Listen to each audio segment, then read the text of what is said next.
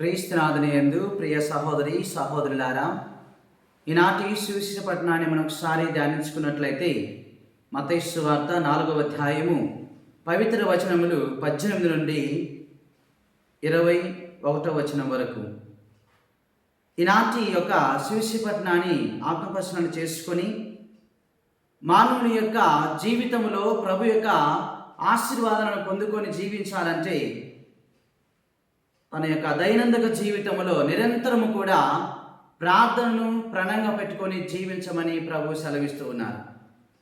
అదే విధముగా దేవుని యొక్క వాక్యాన్ని వినటానికి, దేవుని యొక్క వాక్యం విని దానికి అనుగుణంగా మనందరము కూడా సిద్ధపడి ప్రభు యొక్క రక్షణ ప్రణాళికలో పాలిభాగస్తులు కావడానికి ప్రభు ఈరోజు పిలుస్తూ ఉన్నారు.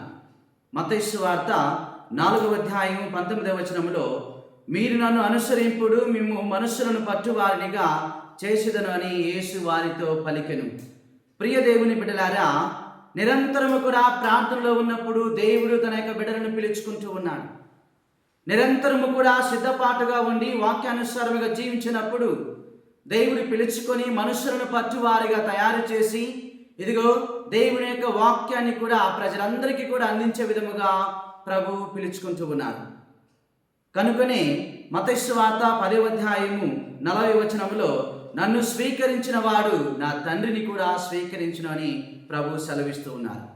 ఈ ప్రార్థనలోను అదే విధముగా సిద్ధపడి ప్రభు యొక్క చెంతకు వెళ్ళినప్పుడు అదే విధముగా క్రీస్తు ప్రభుని తండ్రి దేవుని కూడా మనం స్వీకరిస్తూ ఉన్నామని, అలాంటి వారు ప్రభు పిలుచుకొని ఇదిగో దేవుని యొక్క బిడ్డలుగా మలచుకొనటానికి తను పిలుచుకొని సువార్త పరిచర్యకు పిలుచుకొని పంపిస్తూ ఉన్నారు.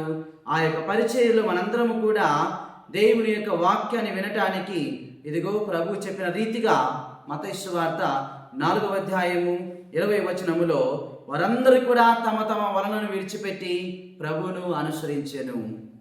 ఈరోజు ప్రభు బిడ్డలుగా ప్రభువును అనుసరించడానికి, ప్రభు యొక్క వాక్యాన్ని స్వీకరించడానికి సిద్ధముగా ఉన్నప్పుడు సర్వస్వాన్ని కూడా వదులుకొని ప్రభువును అనుసరిస్తూ ఉంటాము.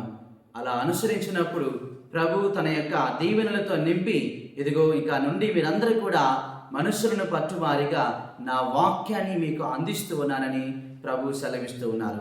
కనుకనే ప్రియ సహోదరి సహోదరులారా, అంతటి యొక్క ప్రార్థన మన యొక్క జీవితంలో నిరంతరము కూడా అదిగో ఆ యొక్క అడుగుజాల్లో వెళ్ళటానికి, ప్రభు యొక్క ఆశీర్వాదాలను పొందుకొని ప్రభు దీవెనలతో నింపబడే విధముగా మనము ఈ దీవుల పూజలో ప్రార్థన చేసుకుందాం.